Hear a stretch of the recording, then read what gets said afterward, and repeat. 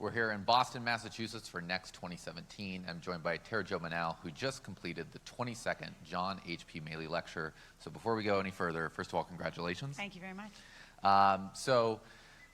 Strike While the Iron was hot, is hot was the title, but it was really all about unwarranted variation in practice. And you started with a story of when you first entered the physical therapy field, and there was a article in the Wall Street Journal, I believe, and it was one bum knee meets 5 PTs. And basically the idea is this person has one knee problem, sees 5 PTs, and gets basically a different analysis, a different treatment, all across the board. Starting with the obvious, unwarranted variation when someone doesn't get better is clearly problematic, right? That's a no-brainer. But whenever this topic seems to come up, the resistance seems to be like, but if my ultimate end is the patient is better, what does it matter, right? So you referenced that even today, we still have unwarranted variation in practice, and it's not just country to country or state to state. It could be PT to PT in a single clinic. That's right. And so I say that all as lead up to this of why is that such a big problem? I think one of the reasons it's still a problem today is that we really don't have great resources where someone can go on a regular basis and check their practice. So what I mean by check your practice is what would be the recommended course of action for that particular condition for a particular patient, and where do I go to see if I'm on point or off point. The other thing is that it's seriously time-consuming to go into the literature. Let's say we pick a condition, a simple condition. Let's just take ACL reconstruction. Most people will say they have great ACL reconstruction outcomes, but actually the studies are coming out that only about 65% of patients after ACL reconstruction go back to sport. When you talk to the patient about having surgery, did you say you only have a 65% chance of going back to sport? No, it's 100%. You're going to be 100% recovered. But it turns out when you actually measure it, that's not what happens. So I think one of our challenges is our ability to measure is hampered because it ends at the discharge. So we don't actually know what happens long term. That's where we have to go to literature to find out the answers and then compare. Well, that's a big job to get all that data, that literature synthesized, and to even give me a benchmark to look and see how well I'm doing is difficult. Make it more difficult that I don't use that same outcome measure that they use. So I know that my patient did well. They did better than when they came in, but I can't tell if they did as well as the research would suggest they could do because I don't even use that measure. So we haven't gotten to a point yet where we've embraced standardization so that it can help inform us. Instead, it seems like asking me to do one more thing. And I think if we can create a better location where resources exist, we can start using those measures from the beginning, and then it doesn't actually make more work for us. And I think that the other important point is this idea of unwarranted variation. Unwarranted variation doesn't mean we have to be the same. It means that if we are variable, that the variations we have don't actually impact those outcomes. So you and I could rehab somebody very differently, but we get to the same point with the same cost, same investment of resources, then that's not unwarranted variation. We're at the same place. We are the same. It's unwarranted when it's outside of what that standard would be. And so, you talk about the standard and everything along those lines, and yet at the same time, it's so hard to imagine different approaches really, if you really get down to it, all coming out with the same outcome. So for example, to a patient, one less appointment is a lot, That's right? To cost, and you talked about, where another driver for this is not just patient expectations, but as we move toward pay for performance, this is more important than ever, right? Explain why. Well, absolutely. I mean, one of the keys is that we have to do more with less, period. There's not another option coming here.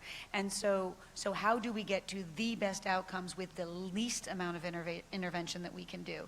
That has not been our model. Our model has been enhanced by more services and more services because that's more reimbursement. That is not going to happen in the future. That's not a debate. It's not going to happen. So what we have to figure out is how do we do our best for the least amount of interventions that we need.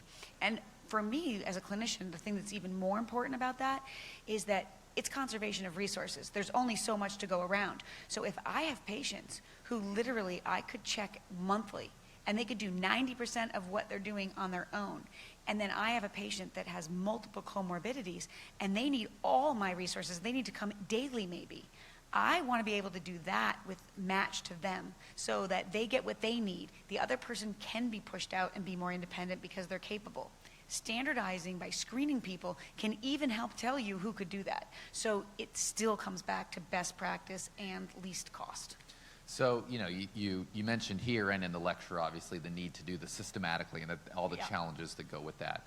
But there's also an individual hurdle, right? A sort of personal hurdle. And you asked a great question at one point. You sort of said, like, if I told you, think about your most complex patient recently, and if I told you I basically sort of had the guidebook on how you fix that person, who would want that? And of course, everybody wants that. They did. They all raised their hands. They were right. But participating. then still generally when people feel that when clinicians feel that how they're treating is being prescribed as a general rule, there's resistance. And is that just human nature? What is that?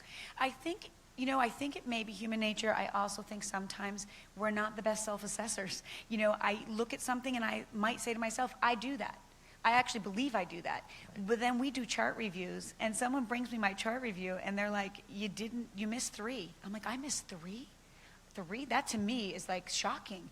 I would say I always do it. So I think one of our challenges is that we don't really build in the culture of measuring ourselves and holding ourselves accountable. It's just a little bit foreign. So when it sounds like someone else is doing that, that's blasphemy, right? I mean, you're going to hold me accountable? I mean, we have to start with holding ourselves accountable. And I am always shocked when something is checked and it turns out I'm not doing what I thought I was doing. And I'm immediately sorry, really sorry, and I'm willing to do whatever it takes to do it the next time. And I'm most comfortable there because it's happened so many times. It wasn't feeling so good the first time. I might have even defended. I might have been defensive. I might have said, you're picking on me, or you're not looking at everybody else the same. I might have really had those feelings. I might not have said them out loud, but I had them. You do it 50 times, I'm like, oh, I can do better. Like, I just look at it now as, tell me how to be better. Yeah, and there are 2 facets of that, of realizing you're not doing what you thought you were doing, right? One, you provided a great example with depression screening, basically. That's and right. you sort of said that when, as individuals, we look at someone, PTs, look at someone and decide if there's depression there, we're far less successful than when we use a tool to give us That's the right. outcome. And you mentioned how this is not only a disservice to the patient, but it's actually a disservice to your outcomes, because the evidence suggests that if they're depressed, your outcomes are less likely to succeed. So there's that sort of, this idea of using a tool is better than using your naked eye. But then the other facet of that is just sort of getting comfortable, as you said, with making sure you're actually even doing all the steps. And I say all that to get to this. I thought numerous times as you're giving your lecture about Atul Gawande's The Checklist Manifesto. So first of all, how many times have you read that? Tell me it's at least once, right? Not a single time. No, Okay. So it's a perfect parallel. Because if you've read it, he obviously goes through several scenarios, but the whole idea is, they've developed checklists for all these things, whether it's flight or things like surgery, and so many of the things are the basic things, those basic things you think no one will ever forget this, and by putting them down, they're seeing the results. That's right. So I want to go to one example that you provided. First of all, just to quote one thing that I wrote down, you said not choosing to standardize to basically best practices is a conscious decision to accept lower outcomes.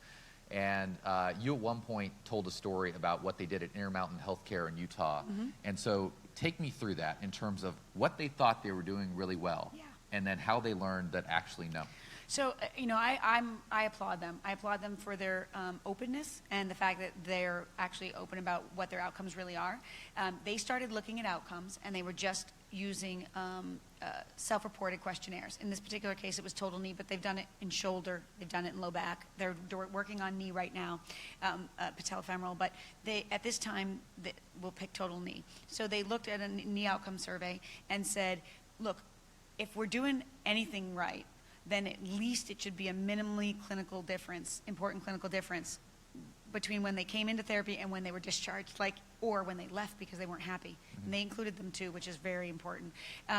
But we should at least be making somebody better, just better enough to say they're better, not even great.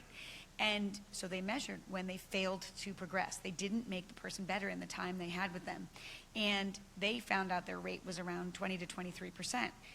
Nobody else knows what their rate is. Nobody is measuring this. So they not only found that, do you think a quarter of your patients aren't getting better in your care? Who would say that? So they were shocked. And they thought, well, we can certainly do better. So I think they talked about it. I do think they tried to put some things in place, but they didn't take it as a wholesale shift in practice. It was advice giving, it was recommendations to clinics.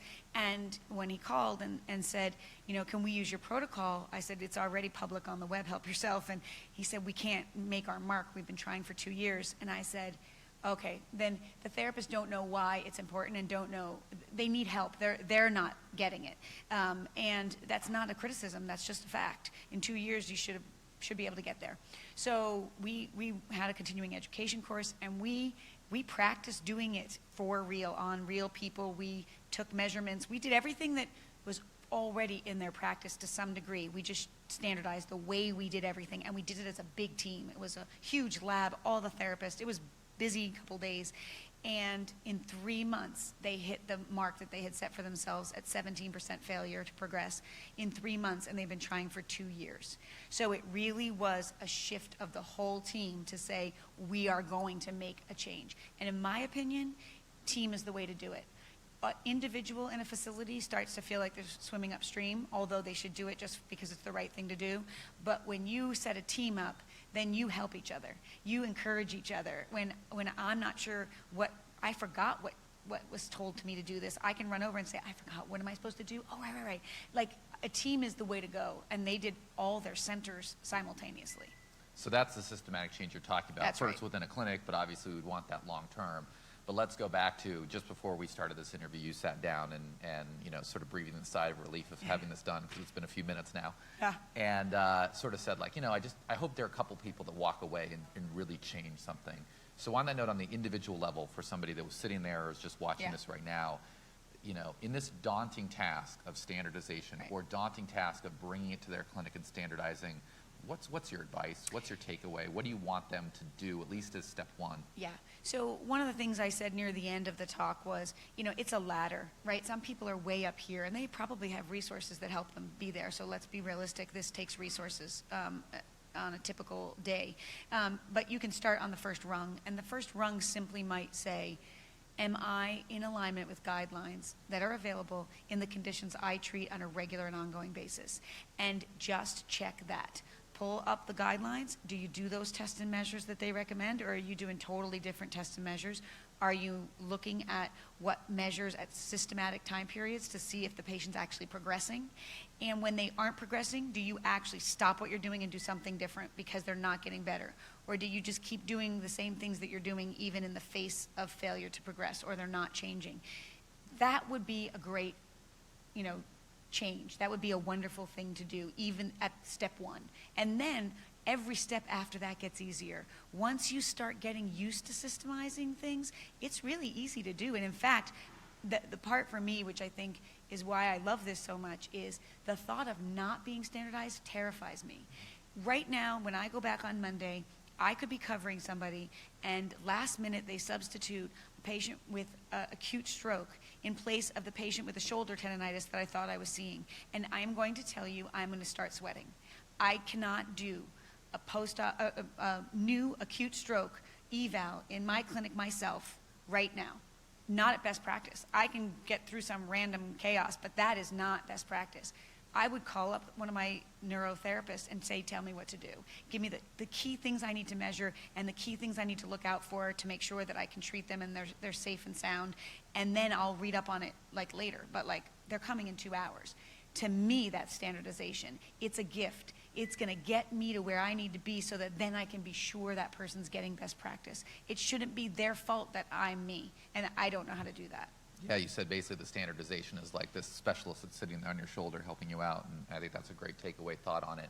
We're going to be doing more broadcasts like this. We've got another one actually coming up here in just a few moments. If you're liking these broadcasts for next, do us a favor, give us some likes, give us some shares, let us know this is content that you appreciate, and we'll continue doing it. We'll also be back later in today to do a breakdown of the Oxford debate, which is always pretty exciting. And we'll be doing some broadcasts on the Student Assembly site as well and continuing those. So catch us later on Facebook. Check out the other posts we've done thus far. I'm Jason Bellamy, and I'll see you later.